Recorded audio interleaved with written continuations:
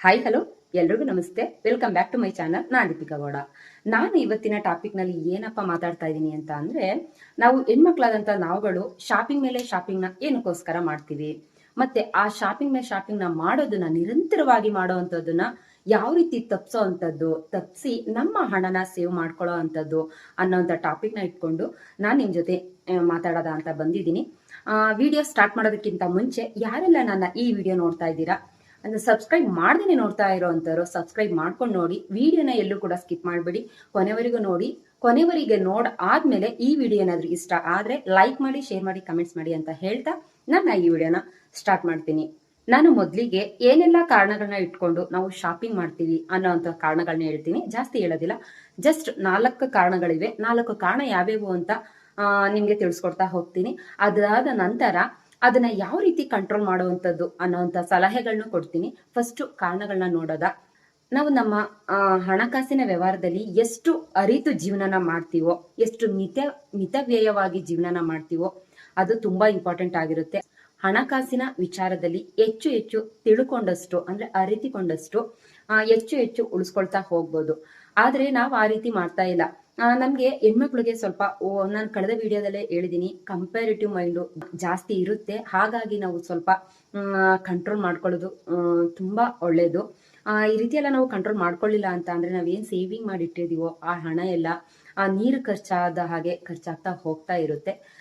So ಈಗ ಕಾರಣಗಳನ್ನ ತಿಳಿಸ್ತಾ ಹೋಗ್ತೀನಿ. ಆ ಕಾರಣ ಯಾವ್ಯಾವು ಅಂತ ತಿಳ್ಕೊಳ್ಳೋದ ಫಸ್ಟ್, ಅದಾದ್ಮೇಲೆ ಸಲಹೆಗಳನ್ನ ನೋಡೋದ. ನಂಬರ್ 1 ಕಾರಣ, ನಾವು ಹೆಣ್ಮಕ್ಳುಗಳು ಶಾಪಿಂಗ್ಗೆ ಅಡಿಕ್ಟ್ ಆಗ್ಬಿಟ್ಟಿರ್ತೀವಿ. ಯಾವ ರೀತಿ ಅಂತ ಅಂದ್ರೆ, ನಾವು ಈಗ ಶಾಪ್ ಮಾಡೋ ಅಂತದನ್ನೇ, ಶಾಪಿಂಗ್ ಏನೋ ಬಟ್ಟೆನ ಪರ್ಚೇಸ್ ಮಾಡ್ಬೇಕು ಅಂತ ಅನ್ಕೊಂಡಿದೀವಲ್ಲ, ಅದಕ್ಕೆ ಅಡಿಕ್ಟ್ ಆಗೋದ್ರ ಮುಖಾಂತರ ಶಾಪಿಂಗ್ ಮಾಡೋದೇ ಒಂದು ಟ್ರೆಂಡ್ ಅಂತ ತಿಳ್ಕೊಬಿಟ್ಟಿರ್ತೀವಿ. ಶಾಪಿಂಗ್ ಮಾಡೋದೇ ಟ್ರೆಂಡ್ ಅಂತ ತಿಳ್ಕೊಂಡಾಗ ನಮ್ಗೆ ನಾವ್ ಏನ್ ಮಾಡ್ತಾ ಇದೀವಿ, ಎಲ್ಲಿ ದುಡ್ಡನ್ನ ಖರ್ಚು ಮಾಡ್ತಾ ಇದೀವಿ ಅನ್ನೋ ಅಂತ ಅರಿವು ನಮ್ಗೆ ಅಲ್ಲಿ ಬರೋದಿಲ್ಲ. ಶಾಪಿಂಗ್ ಮಾಡ್ತಾನೆ ಹೋಗ್ತಾ ಇರ್ತೀವಿ. ಸೊ ಯಾರು ಕೂಡ ಶಾಪಿಂಗ್ಗೆ ಅಡಿಕ್ಟ್ ಆಗ್ಬೇಡಿ, ಶಾಪಿಂಗ್ನೇ ಟ್ರೆಂಡಿಂಗ್ ಅಂತ ತಿಳ್ಕೊಬೇಡಿ. ಕಾರಣ ನಂಬರ್ 2, ನಾವು ಶಾಪಿಂಗ್ ಮಾಡೋ ಅವಶ್ಯಕತೆ ಇರೋದಿಲ್ಲ. ಸದ್ಯಕ್ಕೆ ಶಾಪಿಂಗ್ ಮಾಡೋ ಅವಶ್ಯಕತೆ ಇರೋದಿಲ್ಲ, ಆದ್ರೂ ಶಾಪಿಂಗ್ ಮಾಡ್ತೀವಿ. ಏನಕ್ಕೋಸ್ಕರ ಗೊತ್ತಾ? ನಮ್ಗೋಸ್ಕರ ಮಾಡ್ಕೊಳ್ಳೋದಿಲ್ಲ ನಾವು ಶಾಪಿಂಗ್ ನ, ಬೇರೆಯವ್ರಿಗೋಸ್ಕರ ನೋಡಿ ಶಾಪಿಂಗ್ ಮಾಡ್ತೀವಿ. ನಾವು ಅವ್ರಿಗಿಂತನೂ ಚೆನ್ನಾಗಿರ್ಬೇಕು, ಅವ್ರಿಗಿಂತ ಏನು ಕಮ್ಮಿ ಏನಿಲ್ಲ ಅನ್ನೋ ರೀತಿನ ಮೈಂಡ್ ಅಲ್ಲಿ ಇಟ್ಕೊಂಡು ನಮ್ಗೆ ಇಷ್ಟ ಇಲ್ಲದೆ ಹೋಗಿರೋ ವ್ಯಕ್ತಿಗೋಸ್ಕರ ನಾವು ಶಾಪಿಂಗ್ ಮಾಡ್ತಾ ಹೋಗ್ತಾ ಇರ್ತೀವಿ. ಅವ್ರು ಹೊಟ್ಟೆ ಕಿಚ್ಚು ಪಟ್ಕೊಳ್ಳಿ, ಅವರು ಸ್ವಲ್ಪ ಉರ್ಕೊಳ್ಳೋ ರೀತಿ ಆಗ್ಲಿ, ನಾನೇನ್ ಕಮ್ಮಿ ಇಲ್ಲ ನೋಡು, ಯಾವ ರೀತಿ ಅವಳು ಬಟ್ಟೆ ಹಾಕೊಂಡಿದ್ದಾಳೆ, ನಮ್ಗಿಂತ ಚೆನ್ನಾಗಿರೋದು ಹಾಕೊಂಡಿದ್ದಾಳಲ್ಲ ಅಂತ ಅವರು ತಿಳ್ಕೊಳ್ಳಿ ಅನ್ನೋ ಒಂದು ದಡ್ಡತನದಿಂದ ಶಾಪಿಂಗ್ ಮಾಡ್ಕೊಳ್ತಾ ಹೋಗ್ತೀವಿ. ಈ ದಡ್ಡತನ ಇರಬಾರ್ದು. ಅವ್ರು ಇಷ್ಟ ಬಂದಂಗ ಅವ್ರು ಇರ್ತಾರೆ, ಅವರು ದುಡಿಯೋ ತಕ್ಕನಾಗಿ ಅವ್ರು ಇರ್ತಾರೆ, ನಾವು ದುಡಿಯೋ ತಕ್ಕನಾಗಿ ಸೇವ್ ಮಾಡಿ ಉಳಿಸಿರೋದ್ರಲ್ಲಿ ನಮ್ಗೆ ಏನು ಅವಶ್ಯಕತೆ ಇದೆಯೋ ಆ ರೀತಿ ಬಟ್ಟೆನ ಶಾಪಿಂಗ್ ಮಾಡೋದ್ರಲ್ಲಿ ಅರ್ಥ ಇದೆ. ಬೇರೆಯವ್ರನ್ನ ನೋಡಿ, ಬೇರೆಯವ್ರಿಗೋಸ್ಕರ ಬೇರೆಯವರು ನಮ್ಮನ್ನ ನೋಡಿ ಹೊಟ್ಟೆ ಉರಿ ಪಟ್ಕೊಳ್ಳಿ, ಹೊಟ್ಟೆ ಕಿಚ್ಚು ಪಟ್ಕೊಳ್ಳಿ ಅನ್ನೋ ರೀತಿ ಮೈಂಡ್ ಸೆಟ್ ಮಾಡ್ಕೊಂಡು ನೀವು ಶಾಪಿಂಗ್ ನ ಮಾಡೋದಕ್ಕೆ ಹೋಗ್ಬಾರ್ದು. ಕಾರಣ 3, ನಾವು ಹೆಣ್ಮಕ್ಳಾದಂತ ನಮ್ಗೆ ಯಾವ್ದಾದ್ರು ಒಂದು ಕಾರಣಗಳು ಸಿಕ್ಕಿದ್ರೆ ಸಾಕು, ಯಾವ್ದಾದ್ರು ಒಂದು ನೆಪ ಇಟ್ಕೊಂಡು ನಾವು ಶಾಪಿಂಗ್ ಮಾಡುವಂತದ್ದು. ನಾನಿಲ್ಲಿ ಬಟ್ಟೆ ಶಾಪಿಂಗ್ ಮಾತ್ರ ಮಾತಾಡ್ತಾ ಇದ್ದೀನಿ. ಯಾರು ಶಾಪಿಂಗ್, ಬೇರೆ ಶಾಪಿಂಗ್ ಬಗ್ಗೆ ನಾನು ಮಾತಾಡ್ತಾ ಇಲ್ಲ, ಬಟ್ಟೆ ಶಾಪಿಂಗ್ ಬಗ್ಗೆ ಮಾತ್ರ ಮಾತಾಡ್ತಾ ಇರೋದು. ಕಾರಣಗಳನ್ನ ಇಟ್ಕೊಂಡು ನಾವು ಶಾಪಿಂಗ್ ಮಾಡ್ತಕ್ಕಂಥದ್ದು. ಯಾವ್ದಾದ್ರು ಒಂದು ನೆಪ ಸಿಕ್ಕಿದ್ರೆ ಸಾಕು ನಮ್ಗೆ. ಯಾವ ರೀತಿ ಅಂದ್ರೆ, ಒಂದು ಫೆಸ್ಟಿವಲ್ ಅಂತ ಆಗಿರ್ಬೋದು, ಒಂದು ಯಾವ್ದಾದ್ರು ಒಂದು ಸ್ಪೆಷಲ್ ಅಕೇಶನ್ ಆಗಿರ್ಬೋದು, ಮದ್ವೆ, ಯಾರ್ದಾದ್ರು ಮದ್ವೆ ಇದೆ ಅಂತ ಅಂದ್ರೆ, ಫಂಕ್ಷನ್ ಇದೆ ಅಂತ ಅಂದ್ರೆ, ಎಲ್ಲಾದ್ರೂ ಟ್ರಿಪ್ ಹೋಗ್ತಾ ಇದೀವಿ ಅಂತ, ಯಾರ್ದಾದ್ರು ಬರ್ತ್ಡೇ ಪಾರ್ಟಿ ಇದೆ ಅಂತ ಅಂದ್ರೆ, ಈ ರೀತಿ ಎಲ್ಲ ಒಂದು ನೆಪಗಳನ್ನ ಇಟ್ಕೊಂಡು ನಾವು ಬಟ್ಟೆ ಶಾಪಿಂಗ್ ನ ಮಾಡ್ತಾ ಹೋಗ್ತಾ ಇರ್ತೀವಿ. ಸೊ ಇದೆಲ್ಲ ನೆಪ ಇಟ್ಕೊಂಡು ನೀವು ಬಟ್ಟೆ ಶಾಪಿಂಗ್ ನ ಮಾಡ್ತಾ ಹೋದ್ರೆ ವರ್ಷ ಪೂರ್ತಿ ಹಬ್ಬ ಬರುತ್ತೆ, ವರ್ಷ ಪೂರ್ತಿ ನೀವು ಬಟ್ಟೆನ ತಗೊಳ್ತಾ ಹೋಗ್ಬೇಕಾಗುತ್ತೆ. ಬರ್ತಡೇ ಅಂತ ಅಂದ್ರೆ, ನಮ್ಮ ಫ್ರೆಂಡ್ ಸರ್ಕಲ್ ನಲ್ಲಿ ಎಷ್ಟು ಜನ ಫ್ರೆಂಡ್ಸ್ ಗಳು ಇರ್ತಾರಲ್ವಾ, ಅವ್ರ ಬರ್ತಡೇಗೆಲ್ಲ ನಾನು ಬಟ್ಟೆ ಶಾಪ್ ಮಾಡ್ತೀನಿ ಅಂತ ಅಂದ್ರೆ, ಒಂದ್ 10-15 ಜನ ಫ್ರೆಂಡ್ಸ್ ಇರ್ತಾರೆ ಅಂದ್ರೆ, ವರ್ಷ ಪೂರ್ತಿ ಒಂದೊಂದ್ ತಿಂಗಳಲ್ಲಿ ಒಬ್ಬೊಬ್ರದ್ದು ಬರ್ತಡೇ ಸೆಲೆಬ್ರೇಷನ್ ಮಾಡ್ಕೊಳ್ತಾ ಇರ್ತಾರೆ. ನಾವು ಆ ಬರ್ತಡೇಗೆಲ್ಲ ನಾವು ಬಟ್ಟೆನ ತಗೊಳ್ತಾ ಹೋಗ್ಬೇಕಾಗುತ್ತೆ. ಸೊ ಅಲ್ಲೆಲ್ಲ ನಮ್ಮ ಹಣ ಖರ್ಚಾಗ್ತಾ ಹೋಗ್ತಾ ಇರುತ್ತೆ. ನಾವು ಅದನ್ನ ಅರ್ಥಕೊಳ್ಳೋದಿಲ್ಲ, ಪೋಲ್ ಮಾಡ್ತಾನೆ ಹೋಗ್ತಾ ಇರ್ತೀವಿ. ಸೊ ಹಾಗಾಗಿ ಒಂದು ನೆಪನ ಇಟ್ಕೊಂಡು ನೀವು ಶಾಪ್ ಮಾಡ್ತಕ್ಕಂಥದ್ದನ್ನ, ಬಟ್ಟೆನ ಪರ್ಚೇಸ್ ಮಾಡ್ತಕ್ಕಂಥದ್ದನ್ನ ಆದಷ್ಟು ಅವಾಯ್ಡ್ ಮಾಡಿ, ಆದಷ್ಟು ನಿಮ್ಮ ಮನಸ್ಸನ್ನ ಕಂಟ್ರೋಲ್ ನಲ್ಲಿ ಇಟ್ಕೊಳ್ಳೋದನ್ನ ಕಲ್ತ್ಕೊಳ್ಳಿ. ಕಾರಣ ನಂಬರ್ 4 ಏನಪ್ಪಾ ಅಂದ್ರೆ, ಪರ್ಚೇಸ್ ಮಾಡ್ತೀವಿ, ಆದ್ರೆ ನಾವೇನು ಅಂತ ಅಂದ್ರೆ, ಬೇರೆಯವ್ರು ಯಾವ ರೀತಿ ಹಾಕೊಂಡಿದಾರೋ ನಾನು ಅದೇ ರೀತಿ ಪರ್ಚೇಸ್ ಮಾಡ್ಬೇಕು, ನನ್ಗೆ ಇಷ್ಟ ಆಗಿರುತ್ತೆ, ನಾನ್ ತಗೊಂಡಿರ್ತೀನಿ, ಆದ್ರೂ ನೋ ನಮ್ಗೆ ಅವ್ರ ರೀತಿ ಇರಬೇಕು. ಅವರು ಬ್ರಾಂಡೆಡ್ ಯೂಸ್ ಮಾಡ್ತಾ ಇದಾರೆ ಅಂದ್ರೆ ನಾವು ಕೂಡ ಬ್ರಾಂಡೆಡ್ ನ ಯೂಸ್ ಮಾಡ್ಬೇಕು ಅನ್ನೋ ರೀತಿ ಎಲ್ಲ ಮೈಂಡ್ಗೆ ಹಾಕೊಂಡು ಬ್ರಾಂಡೆಡ್ ನೇ ಪರ್ಚೇಸ್ ಮಾಡ್ಬೇಕು ಅಂತ ಪರ್ಚೇಸ್ ಮಾಡ್ತಕ್ಕಂಥದ್ದು. ಬ್ರಾಂಡೆಡ್ ಯಾವಾಗ ನಾವು ಬ್ರಾಂಡೆಡ್ ಬಟ್ಟೆಗಳನ್ನ ತಗೊಳ್ಬೇಕು ಅಂದ್ರೆ ಈಗ ಒಂದು ಆ ರೀತಿ ಸ್ಯಾಲ್ರಿ ಬರ್ತಾ ಇದೆಯಾ, ನಿಮ್ಗೆ ಒಂದು ಬ್ರಾಂಡೆಡ್ ನ ಪರ್ಚೇಸ್ ಮಾಡೋ ರೀತಿ ಸ್ಯಾಲ್ರಿ ಬರ್ತಾ ಇದೆಯಾ, ಪರ್ಚೇಸ್ ಮಾಡಿ, ತೊಂದರೆ ಇಲ್ಲ. ನೀವು ಏನು ಒಂದು 5% ಅಷ್ಟು ನೀವು ಪರ್ಚೇಸ್ ಮಾಡೋದಕ್ಕೆ ಯೂಸ್ ಮಾಡ್ತೀರಾ ನಿಮ್ಮ ಅಮೌಂಟ್ ನ ಅಂತ ಅಂದ್ರೆ ಅದ್ರ ತಕ್ಕನಾಗಿ 95% ನೀವು ಉಳಿಸೋ ರೀತಿ ಇರಬೇಕು. ನೀವು ಬರೋ ಇದನ್ನೆಲ್ಲ ಬ್ರಾಂಡೆಡ್ಗೋಸ್ಕರ ನಾವು ತಗೊಳ್ಳೋ ಬಟ್ಟೆನ ಚೆನ್ನಾಗಿರೋ ಬಟ್ಟೆ ತಗೊಳ್ಬೇಕು ಅಂತ ಹೇಳಿ ಬ್ರಾಂಡೆಡ್ಗೋಸ್ಕರನೇ ನೀವು ಹಣನ ಖರ್ಚು ಮಾಡೋದಕ್ಕೆ ಹೋಗ್ಬೇಡಿ.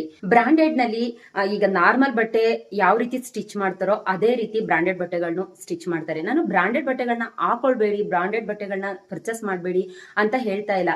ನಮ್ಮ ಆಸೆ ಇದ್ದಷ್ಟು ನಾವು ಕಾಲ್ ಚಾಚುವಂಥದ್ದು ತುಂಬಾ ಇಂಪಾರ್ಟೆಂಟ್. ಈಗ ನೋಡಿ, ಒಂದು ಬ್ರಾಂಡೆಡ್ ಬಟ್ಟೆಗಳನ್ನ ತಗೊಳ್ತೀನಿ ಅಂತ ಅಂದ್ರೆ ಫಾರ್ ಎಕ್ಸಾಂಪಲ್ ಗ್ಯಾಪ್ ಆಗಿರ್ಬೋದು, H&M ಆಗಿರ್ಬೋದು, ಲೂಯಿ ಫಿಲಿಪ್ಸ್ ಆಗಿರ್ಬೋದು, ರಿಲಯನ್ಸ್ ಆಗಿರ್ಬೋದು, M&S ಆಗಿರ್ಬೋದು, ಕೊಲಂಬಿಯಾ ಆಗಿರ್ಬೋದು, ರೇರ್ ರ್ಯಾಬಿಟ್ ಆಗಿರ್ಬೋದು. ಬ್ರಾಂಡ್ ಬಟ್ಟೆಗೂ ನಾರ್ಮಲ್ ಬಟ್ಟೆಗೂ ಎರಡೇ ವ್ಯತ್ಯಾಸ ಇರುತ್ತೆ. ಜಾಸ್ತಿ ನೋಡೋ ಅಂತದ್ದಾದ್ರೆ ಎರಡೇ ವ್ಯತ್ಯಾಸ. ಯಾವ್ದಪ್ಪ ಅಂತ ಅಂದ್ರೆ, ಒಂದು ಸ್ಟಿಚಿಂಗ್ ಮೇಂಟೈನ್ ಮಾಡಿರ್ತಾರೆ ಚೆನ್ನಾಗಿ, ಒಂದ್ ಸ್ವಲ್ಪ ಕ್ವಾಲಿಟಿನ ಮೇಂಟೈನ್ ಮಾಡಿರ್ತಾರೆ. ಅದನ್ನ ಬಿಟ್ರೆ ಅವ್ರದ್ದು ಒಂದು ಎಂಬ್ಲಮ್ನ ಅವರು ಹಾಕೊಂಡಿರ್ತಾರೆ, ಅವ್ರದ್ದು ಬ್ರ್ಯಾಂಡ್ ನೇಮ್ ಇರುತ್ತೆ, ಅದನ್ನ ಹಾಕೊಂಡಿರ್ತಾರೆ. ಈಗ ರೇರ್ ರ್ಯಾಬಿಟ್ ಆದ್ರೆ ಒಂದು ರೇರ್ ರ್ಯಾಬಿಟ್ ಎಂಬ್ಲಮು, H&M ಆದ್ರೆ H&M ಎಂಬ್ಲಮು, ಗ್ಯಾಪ್ ಆದ್ರೆ ಗ್ಯಾಪ್ ಎಂಬ್ಲಮು, ಯಾವ್ದಾದ್ರು ಒಂದು ಅವ್ರದ್ದು ಇಂಡಿಕೇಟ್ ಮಾಡೋ ಅಂತ ಒಂದು ಎಂಬ್ಲಮ್ನ ಅವರು ಆ ಬಟ್ಟೆನಲ್ಲಿ ಸ್ಟಿಚ್ ಮಾಡ್ತಕ್ಕಂಥದ್ದು. ಈ ರೀತಿ ಎಲ್ಲ ಮಾಡಿರ್ತಾರ ಅಷ್ಟೇ. ಅದರ್ವೈಸ್ ನಾರ್ಮಲ್ ಬಟ್ಟೆಗೂ ಬ್ರಾಂಡೆಡ್ ಬಟ್ಟೆಗೂ ಅಂತ ವ್ಯತ್ಯಾಸಗಳು ಏನಿರೋದಿಲ್ಲ. ಈಗ ಬ್ರಾಂಡೆಡ್ ಬಟ್ಟೆನ ನಾವು ಪರ್ಚೇಸ್ ಮಾಡ್ತೀವಿ ಅಂದ್ರೆ ಕಮ್ಮಿ ಅಂದ್ರೆ ಒಂದು ಶರ್ಟ್ ನ ಪರ್ಚೇಸ್ ಮಾಡ್ತೀವಿ ಅಂದ್ರೆ ಒಂದು 3,000 ರೂಪಾಯಿ ಅಂತಾದ್ರೂ ಬೇಕು, ಕಮ್ಮಿ ಅಂದ್ರೆ. ಈಗ ಸಿಂಪಲ್ ಆಗಿ ತಗೊಳ್ತೀನಿ ಒಂದು 3,000 ರೂಪಾಯಿಗೆ ಅಂತ ಅಂದ್ರೆ, ನೀವು ನಾರ್ಮಲ್ ಬಟ್ಟೆನ ಪರ್ಚೇಸ್ ಮಾಡಿ 3,000 ರೂಪಾಯಿಗೆ 1,000 ರೂಪಾಯಿಗೆ 3 ಶರ್ಟ್ ಬಂದ್ಬಿಡ್ತವೆ.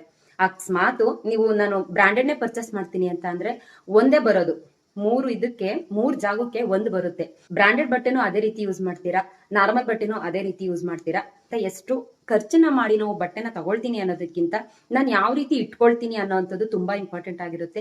ನೀವು ನಾರ್ಮಲ್ ಬಟ್ಟೆನೆ ತಗೊಂಡು ಅದನ್ನ ನೀಟಾಗಿ ಮೇಂಟೈನ್ ಮಾಡೋದು, ನೀಟಾಗಿ ಇಟ್ಕೊಳ್ಳೋದು ಆದ್ರೆ ಬ್ರಾಂಡೆಡ್ ಬಟ್ಟೆ ಯಾವ ರೀತಿ ಬಾಳ್ಕೆ ಬರುತ್ತೋ ಅದೇ ರೀತಿ ನಾರ್ಮಲ್ ಬಟ್ಟೆನೂ ಕೂಡ ಬಾಳ್ಕೆ ಬರುತ್ತೆ. ನಾನು ನಾರ್ಮಲ್ ಬಟ್ಟೆ ಅಂದ್ರೆ ಸಿಂಪಲ್ ಆಗಿ ಯಾವ್ದೋ ಬಟ್ಟೆ ತಗೋಬಿಡಿ ಅಂತ ಹೇಳ್ತಾ ಇಲ್ಲ, ಬ್ರಾಂಡೆಡ್ಗೆ ಹೋಗ್ಬೇಡಿ. ಆದಷ್ಟು ಬ್ರಾಂಡೆಡ್ ನ ಬಿಟ್ಟು ಬನ್ನಿ, ಹೊರಗಡೆ ಬನ್ನಿ. ಬ್ರಾಂಡೆಡ್ ಅಂತ ಬ್ರಾಂಡೆಡ್ ಹಿಂದೆ ಹೋಗ್ಬೇಡಿ ಅಂತ ಹೇಳೋದಕ್ಕೆ ಇಷ್ಟಪಡ್ತೀನಿ.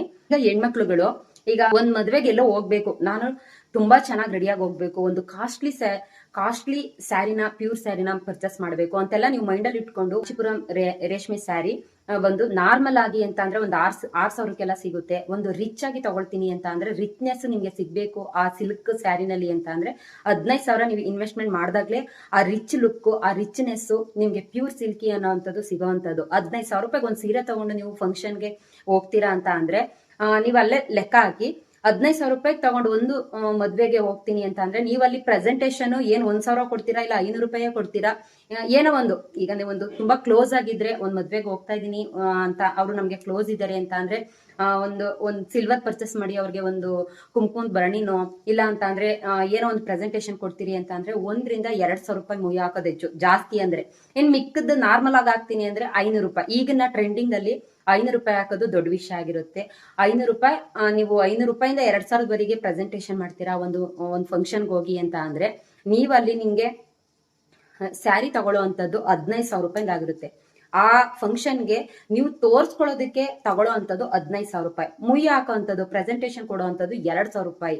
ಒಂದು ಮದ್ವೆಗೆ ಹೋಗಿ 2,000 ರೂಪಾಯಿ ಪ್ರೆಸೆಂಟೇಷನ್ ಕೊಡ್ತೀರಾ, ಆದ್ರೆ ನೀವು ವೇರ್ ಮಾಡೋದಕ್ಕೆ ಬೇಕಾಗಿರೋಂಥದ್ದು 15,000 ರೂಪಾಯಿ. ಯಾಕಂದ್ರೆ ನಾನು ಯಾವಾಗ್ಲೂ ತಗೊಳ್ತೀನಾ, ಯಾವಾಗ್ಲೂ ಒಂದು ಮದ್ವೆಗೆ ಅಂತ ತಗೊಳ್ತೀನಿ. ಈ ತರದ್ದು ವರ್ಷದಲ್ಲಿ 4 ಮದ್ವೆ ಆಗೋದ್ರೆ ಮುಗೀತು ಅಲ್ವಾ. 4 ಮದ್ವೆ ಆಯ್ತು ಅಂದ್ರೆ 60,000 ರೂಪಾಯಿ ನೀವು ಅದಕ್ಕೆ ಇಡಬೇಕು. ಒಂದ್ ಹೆಚ್ಚು ಕಮ್ಮಿ ತಗೊಳ್ತೀನಿ ಅಂದ್ರೆ 30,000 ರೂಪಾಯಿ ಆದ್ರೂ ಬೇಕು. ಈಗ 15,000 ರೂಪಾಯಿ ತಗೊಂಡಿದ್ದೀನಿ, ನೆಕ್ಸ್ಟ್ ಒಂದ್ ಸ್ವಲ್ಪ ಕಮ್ಮಿ ತಗೊಳ್ತೀನಿ, ನೆಕ್ಸ್ಟ್ ಇನ್ನೊಂದ್ ಸ್ವಲ್ಪ ಕಮ್ಮಿ ತಗೋತೀನಿ ಅಂದ್ರೆ ನೀವು ಕಾಂಚೀಪುರಂ ರೇಷ್ಮೆ ಸೀರೆನೆ ಬೇಕು, ಮೈಸೂರು ಸಿಲ್ಕ್ ಸ್ಯಾರಿನೇ ಬೇಕು ಅಂತ ಹೋದ್ರೆ ಬೇರೆ ಖರ್ಚಿಗಲ್ದೇನೆ ಬರೀ ಸ್ಯಾರಿಗೆ ಅಂತಾನೆ ಒಂದು ವರ್ಷ ಪೂರ್ತಿ ನಾವ್ ಯಾವ್ದಾದ್ರು ಒಂದು ಫಂಕ್ಷನ್ಗೆ ಹೋಗ್ತೀವಿ ಅಂತ ಅಂದ್ರೆ ನಿಮಗ್ ಕಮ್ಮಿ ಅಂದ್ರೆ 30,000 ರೂಪಾಯಿ ಬರೀ ಸ್ಯಾರಿಗೆ ಪರ್ಚೇಸಿಂಗ್ ಬೇಕು. ಸ್ಯಾರಿ ಪರ್ಚೇಸಿಂಗ್ ಬೇಕಾ, ಅದ್ರ ತಕ್ಕನಾಗಿ ನೀವು 15,000 ರೂಪಾಯಿ ಸ್ಯಾರಿ ತಗೊಳ್ತೀರಾ, ಕಮ್ಮಿ ಅಂದ್ರೆ ಒಂದು 10,000 ರೂಪಾಯಿಗೆ ಸ್ಯಾರಿ ತಗೊಳ್ತೀರಾ ಅಂದ್ರೆ 2,000 ರೂಪಾಯಿ 3,000 ರೂಪಾಯಿಗೆ ಬ್ಲೌಸ್ ಸ್ಟಿಚಿಂಗ್ ಮಾಡಿಸ್ಲೇಬೇಕಾ, ಅದ್ರ ತಕ್ಕನಾಗ ಜ್ಯುವೆಲರಿನ, ಅದ್ರ ತಕ್ಕನಾಗ ಮೇಕಪ್ ಸೆಟ್, ಅದ್ರ ತಕ್ಕನಾಗ ಸ್ಲಿಪ್ಪರು ಕೂಡ ಬೇಕು ನಮ್ಗೆ. ಈ ತರ ಎಲ್ಲ ನಾವು ಪೋಲ್ ಮಾಡ್ಕೊಳ್ತಾನೆ ಹೋದ್ರೆ ಒಂದ್ ಫಂಕ್ಷನ್ಗೆ ನೀವು ಕೂಡಿಟ್ಟಿರೋ ಹಣ ಎಲ್ಲ ಖರ್ಚಾಗ್ತಾನೆ ಹೋದ್ರೆ ನಿಮ್ಮ ಭವಿಷ್ಯದ ಕತೆ ಏನು ಅನ್ನೋ ಅಂತದನ್ನ ನೀವು ಮೈಂಡ್ಗೆ ಹಾಕೊಂಡು ಆದಷ್ಟು ನೋಡ್ಕೊಂಡು 15,000 ರೂಪಾಯಿ ಸೀರೆ ತಗೊಳ್ಳೋದ್ರು ಬದಲಾಗಿ ಒಂದು 3,000 ರೂಪಾಯಿಂದ 5 ಸೀರೆ ತಗೊಳ್ಳಿ ಅಲ್ವಾ.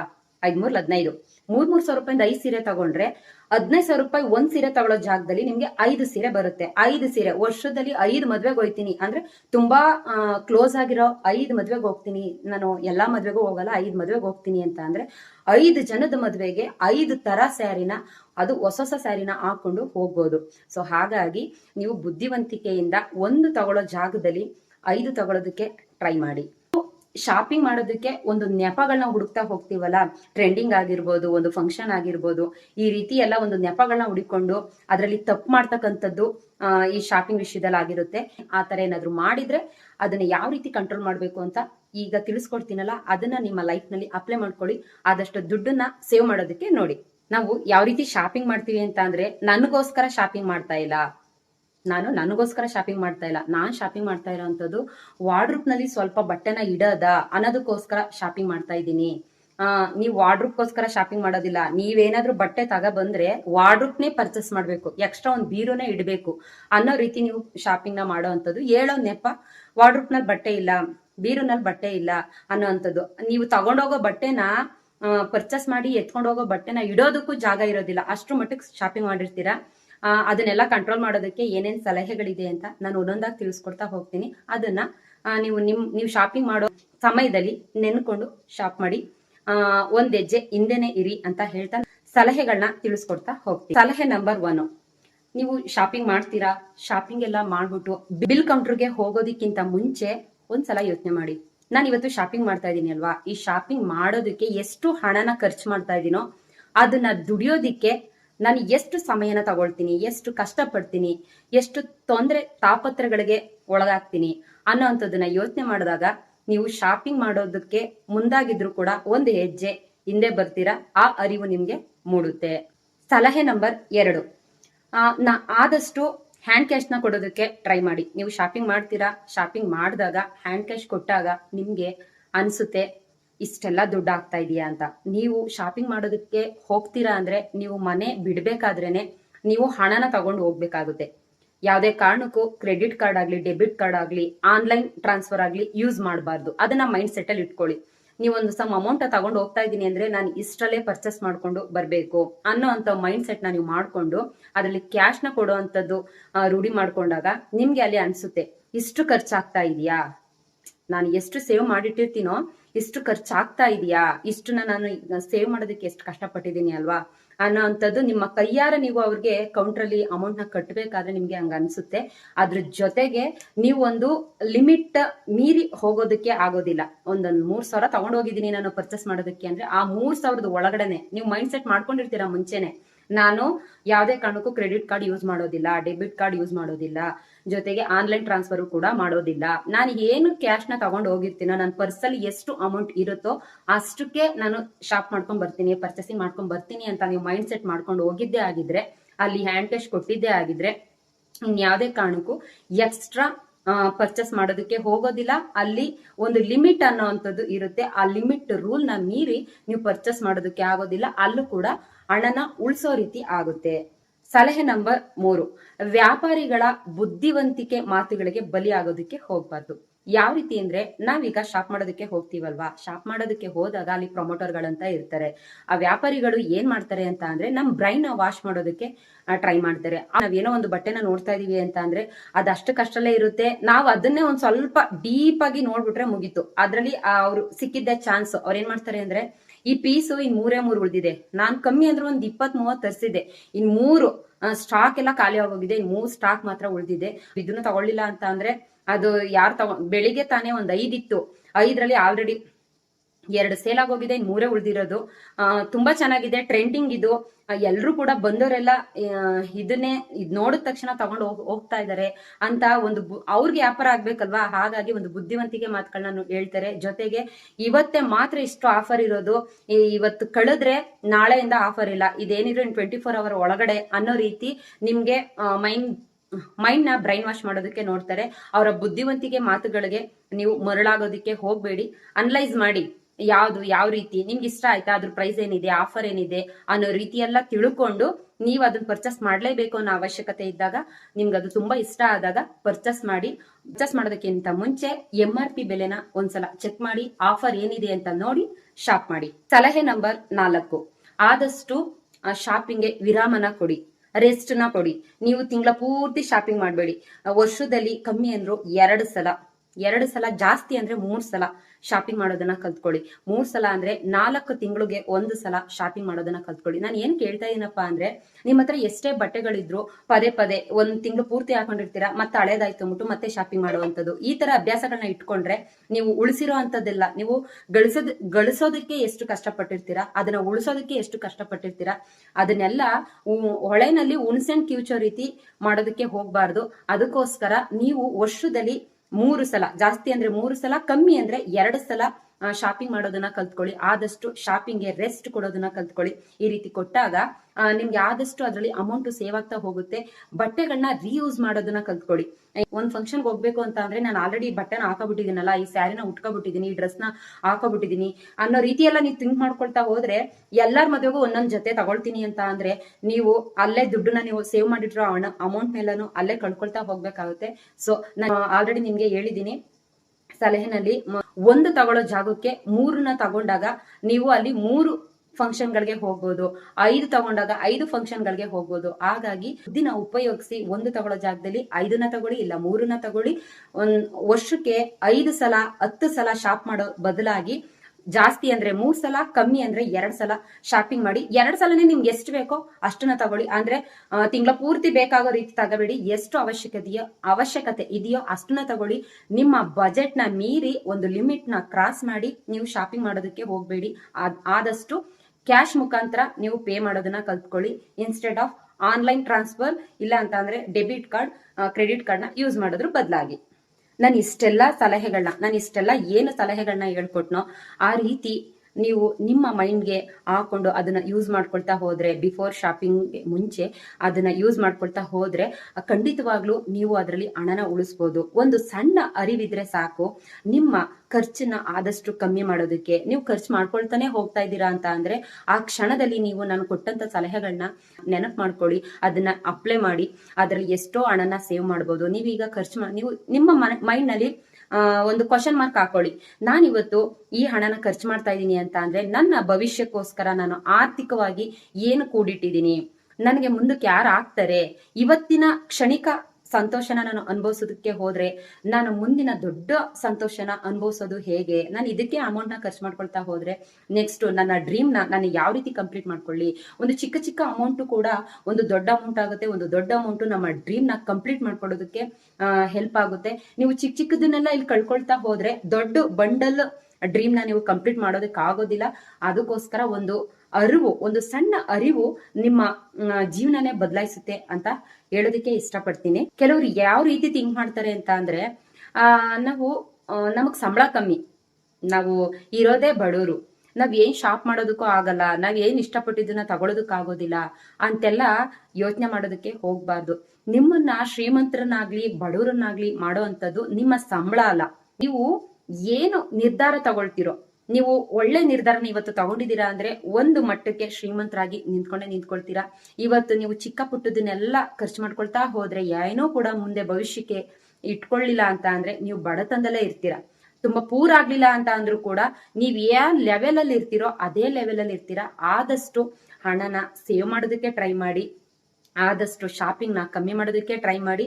ಶಾಪಿಂಗ್ ಮಾಡಿದ್ರೆ ನಾನು ಚೆನ್ನಾಗಿರೋದು ಅನ್ನೋ ರೀತಿ ಏನಾದ್ರು ನೀವು ಮೈಂಡ್ ಅಲ್ಲಿ ಇಟ್ಕೊಂಡ್ರೆ ನೀವ್ ಇಲ್ಲೇ ಇರ್ತೀರಾ, ನಿಮ್ಮ ಜೊತೆ ನಿಮ್ಮ ಸಹಪಾಠಿಗಳು ನಿಮ್ ತರನೇ ಸಂಬಳ ತಗೊಂಡು ಆದ್ರೆ ಅವರು ಬುದ್ಧಿವಂತಿಕೆ ತನದಿಂದ ಮುಂದೆ ಹೋಗ್ತಾನೆ ಇರ್ತಾರೆ. ನೀವು ಅವ್ರನ್ನ ಮುಂದೆ ಹೋಗ್ತಾ ಇದಾರಲ್ಲ ಅಂತ ನೋಡ್ಬೋದೇ ಹೊರತು ಅವ್ರನ್ನ ದಾಟಿ ಮುಂದೆ ಹೋಗೋದಕ್ಕಾಗಲ್ಲ. ಅವ್ರನ್ನ ದಾಟಿ ಮುಂದೆ ಹೋಗ್ಬೇಕು. ಅವ್ರ ಅಟ್ಲೀಸ್ಟ್ ಅವ್ರ ದಾಟ್ ಮುಂದೆ ಹೋಗ್ಲಿಲ್ಲ ಅಂದ್ರೆ ಅವ್ರ ಜೊತೆಯಾಗಿ ಹೋಗ್ಬೇಕು ಅಂತ ಅಂದ್ರೆ ಈ ಶಾಪಿಂಗ್ ಅನ್ನೋ ಭೂತನ ಆದಷ್ಟು ಕಂಟ್ರೋಲ್ ಮಾಡಿ, ಆ ಶಾಪಿಂಗ್ಗೆ ಪೊಲೀಸ್ ಸ್ಟಾಪ್ ನ ಇಡಿ, ಆದಷ್ಟು ರೆಸ್ಟ್ ನ ಕೊಡಿ ಅಂತ ಹೇಳ್ತಾ ನನ್ನ ಈ ವಿಡಿಯೋನ ಇಲ್ಲಿಗೆ ಮುಗಿಸ್ತಾ ಇದ್ದೀನಿ. ಯಾರಿಗೆಲ್ಲ ಈ ವಿಡಿಯೋ ಇಷ್ಟ ಆಯ್ತಾ ಲೈಕ್ ಮಾಡಿ, ಶೇರ್ ಮಾಡಿ, ಕಮೆಂಟ್ಸ್ ಮಾಡಿ. ನೆಕ್ಸ್ಟ್ ಒಂದು ಒಳ್ಳೆ ವಿಡಿಯೋ ಜೊತೆ ನಾನು ನಿಮ್ಮನ್ನ ಭೇಟಿ ಆಗ್ತೀನಿ. ಅಲ್ಲಿವರೆಗೂ ಜೈ ಹಿಂದ್, ಜೈ ಕರ್ನಾಟಕ ಮಾತೆ.